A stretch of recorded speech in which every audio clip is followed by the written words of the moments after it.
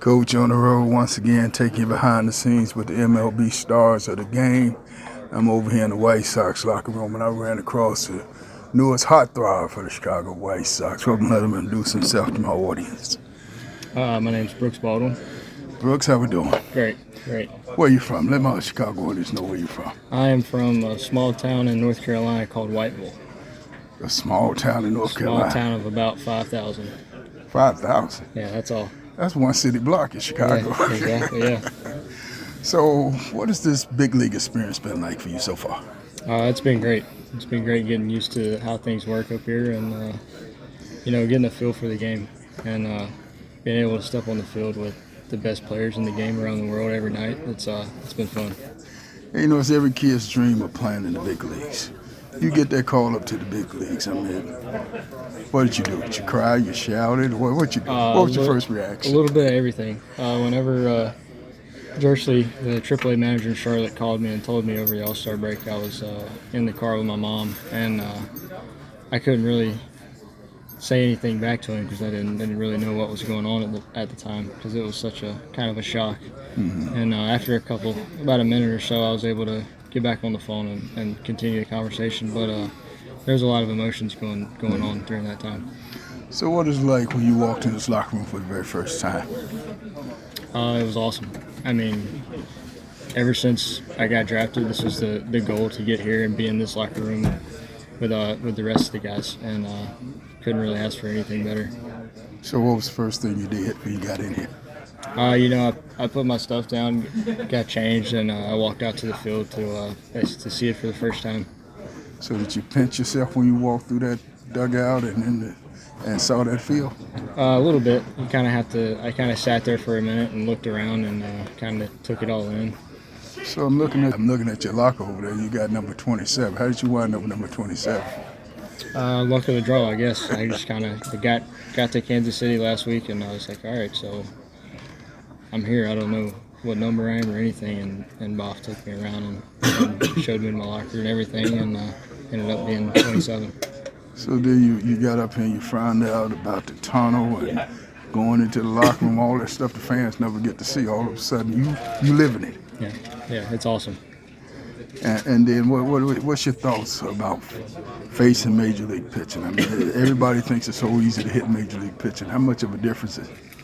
I think it's probably the hardest thing to do in the world. And they're getting paid millions of dollars just like everybody wishes they could. And their job's to get you out, and my job's to not let them get me out. And so you're playing for a living. And it's in me and my competitive spirit to go out there every night and do what I can do and prepare every night to beat the guy that's on the mound. And you know, we see you on TV, you put that thick eyelash under your eye. Now, I mean, I see you with 9 on there. Now, where you get that thick one from? Everybody else just put a little wipe on there. Yeah, no, it's something that started last year with a couple of buddies in Low Lake, Annapolis, and we all started it. But it's kind of a thing that it's a little bit of a superstition, I would like to say, but it's a thing that helps me relax and get ready to play every day. So you've been up here close to a week now. Have you got called rookie yet? Oh, plenty of times. So that's your middle name, that Rook? Yeah, it is. And you probably learned by now don't be the first one in the child line, huh? I kind of come back in after the games and take my time and get changed and then wait for everybody else to get done, and I'll go take my shower and get ready to eat. And you know, going from high school to college and now to major league, minor leagues and major leagues, I mean, I always told my guys, you know, having scouted for 5 major league teams, Coach Charles, but the only difference in each level is the game become quicker, competition become better, eliminate the ones cannot once you get on this level. Yeah, the game definitely from high school to college and every level you go up to professional baseball, it gets quicker and quicker. And every time you go up, everybody gets better. Pitching gets better, the hitters get better, they hit balls harder. So you kind of have to, and also on defense, they don't make as many mistakes. So you gotta play clean, you gotta play fast, and kind of slow the game down and relax and just play. So what's your thoughts about being here? I mean, it's a dream I've always had, and now's when the work really starts to stay here. And I saw you got your first major league hit. What you do with that ball? I actually still have it in my suitcase because I'm trying to get it back from Kansas City, but that one's definitely going to go to my mom because she wasn't able to be there to see it, so she's going to get to keep that one. Oh, I was going to look for your suitcase and go in there and confiscate it. Last question. Who cried the most? You or mom when you got that call? In the moment, probably me. I did okay. in the moment. Yeah.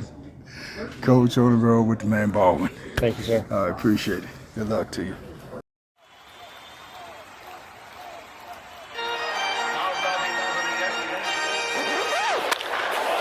This ball is crushed. Man, what a shot. That is hammered. Oh, my. Big fly. You don't see that every